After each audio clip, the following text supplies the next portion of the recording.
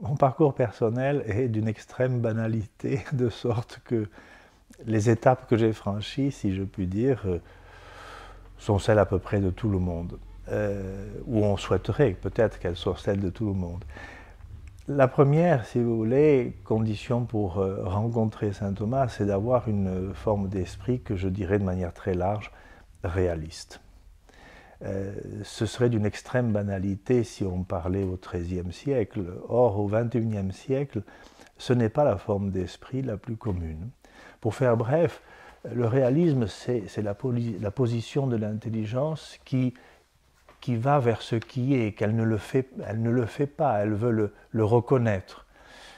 Et étant issu d'une famille terrienne de viticulteurs, j'ai eu le réalisme immédiat, primaire, de l'intelligence humaine. La deuxième condition est une condition plus typiquement chrétienne, c'est-à-dire qu'il faut se fier, avoir confiance en ceux qui nous précèdent et en ceux qui s'expriment au nom de toute la communauté chrétienne.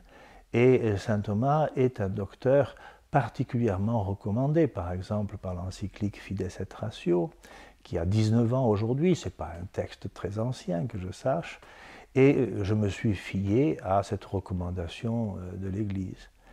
La troisième condition, qui peut varier selon les personnes, beaucoup plus que les deux premières, c'est de rencontrer un témoin, c'est-à-dire un disciple de saint Thomas. Et moi, j'ai rencontré les dominicains à l'âge de 13-14 ans, et j'ai appris la puissance et l'acte, si je puis dire, à l'âge de 15 ans, parce qu'un dominicain me l'a expliqué.